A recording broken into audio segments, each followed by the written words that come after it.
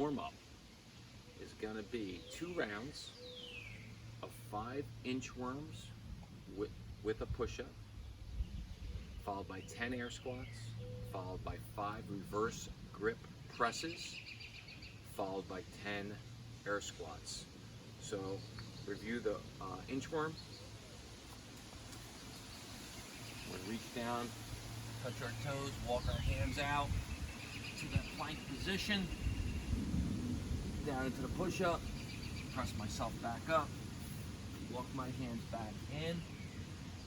If I'm having trouble with push-ups still, I can do a negative down, then come up on my knees, pop up to the plank position. 10 air squats, feet shoulder width apart, hands out in front, set my hips back and down. In the warm-up, I want to try and get lower and lower to get my hip crease below my knee, back up. All right, then we're going to grab our barbell or PVC pipe. I'm going to get the reverse grip so my hands, my palms are facing away. I'm going to press up, pressing up,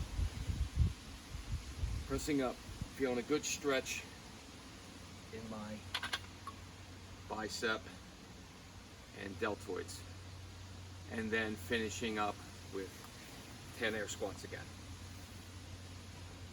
Okay, we're going to go through that 2 times. That should get our heart rate up nice and good, and then we're going to go over some of the thrusters, points of performance for the thruster that we're going to be doing in the workout today. Okay, so a couple things with the thruster. Positioning is key for this movement.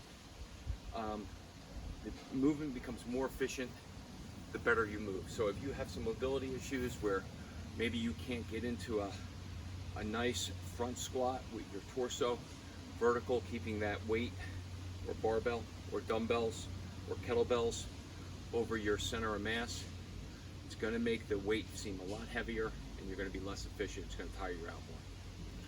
So a couple things I want you to consider, and I'm going to show it with the barbell. Obviously dumbbells and kettlebells will be easier only because you don't have the bar limiting your flexibility. Okay, so if you have some wrist issues and you don't have the ability to get into this nice front market position, use dumbbells instead. It's a little bit easier. You could keep that nice positioning off to the side, and you don't have to worry about trying to have that wrist issue. Okay, so anyway, I'm going to show it with the barbell. If you have kettlebells or dumbbells, you can do it with that also. All right, so I'm going to get in this front rack position. I'm going to turn to the side so you can see me. Okay, so this front rack position, you see that barbell is going to sit on my shoulders. The barbell I'm going to be holding in my hand. Okay, the more flexibility I have in my wrists and upper shoulders and chest area, the easier it's going to be to hold into this position.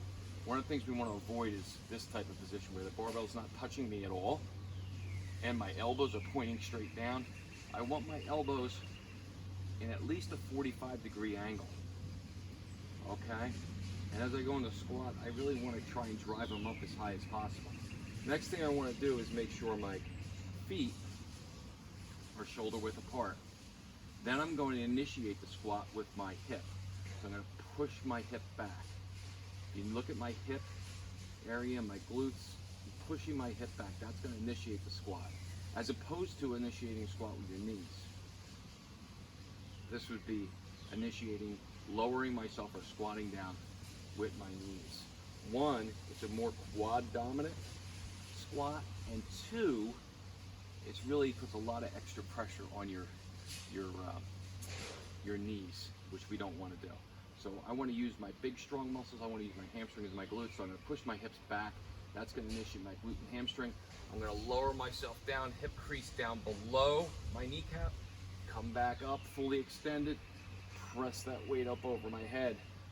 I'm gonna bring that barbell back down to my shoulder. As soon as it hits my shoulder, that tells me to initiate my squat.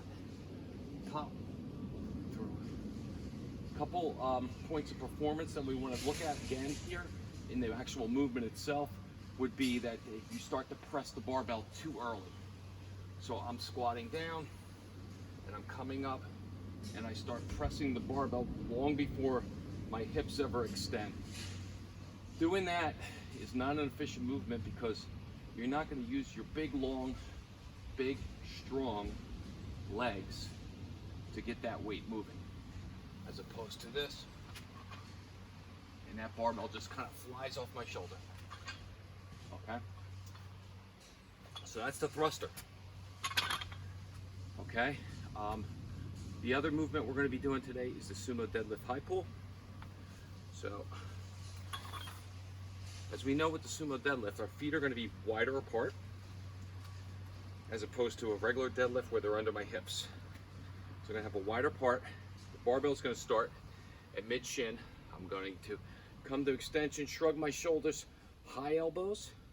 That barbell should end around my clavicle or collarbone. And then I'm going to bring it back down. Same thing. We don't want to start pulling that bar when my hips aren't extended. I want to be straight arms, hips fully extended, shrug, then pull that weight up.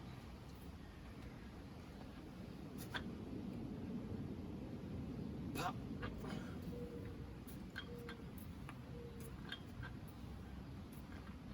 Okay. Sumo deadlift high pull. Couple of things to avoid doing. Like I said earlier, start pulling with your arms before your hips extend. Also, you want to make sure that bar stays close to your body. So I'm going to show you from the side.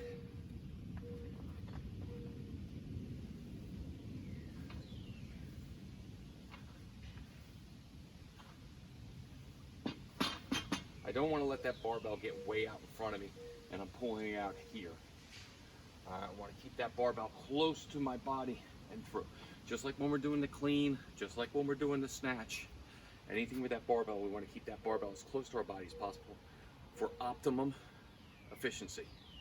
All right, that's the warm-up. All right, guys, now that we're all warmed up, we're going to start our WOD. A WOD is going to be a very common rep scheme that we do a lot, and it's going to be a 21-15-9 thruster. So we're going to do 21 thrusters, 15 thrusters, 9 thrusters. We're going to do a couplet this morning, so that means 2 movements. We're going to do the thruster and sumo deadlift high pull. Sumo deadlift high pull is going to have the same rep scheme, but in a reverse order. It's going to be 9, 15, 21. Okay, so the way it'll work is this. You're going to do 21 thrusters. Then you're going to do 9 sumo deadlift high pulls, 15, 15, 9, 21. Okay, I'm going to show you from the side what it should look like. A couple reps of each. So on the count of 3, 2, 1, go. I'm going to pull that barbell up to the front rack position, down into my thruster. 18, 19, 20, 21. I'm going to put the barbell down. I'm going to get my feet set apart, and I'm going to do my sumo deadlift high pulls.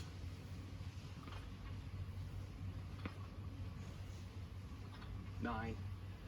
Finish my 9. Grab the barbell again. Do 15 thrusters, 15 sumo deadlift high pulls, 9 thrusters, 21 sumo deadlift high pulls. Goal time on this, guys, is less than 10 minutes. So it's going to be a real burner. Okay, whew, just even that little bit gets that heart rate going. Lightweight on this, I wrote down 95 and 65. It should be a weight you can move.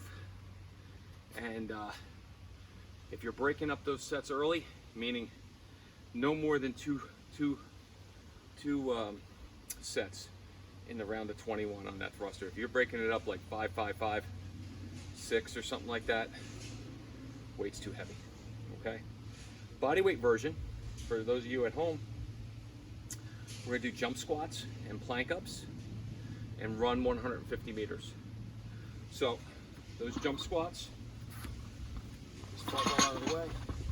The jump squats, we're jump down into the squat, come back up into a jump 21 times.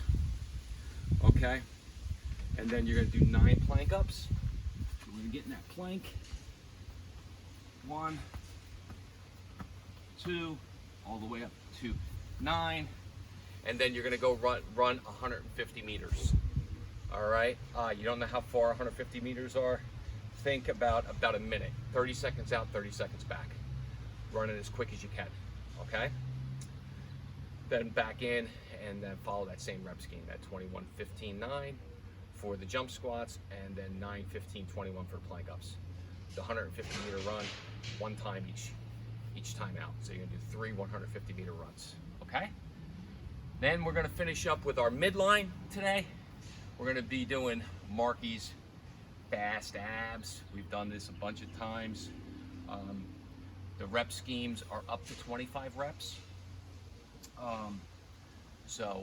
Pick a number in between. What we're doing with this, and I've talked about this before, and we're going to be doing what we call a superset.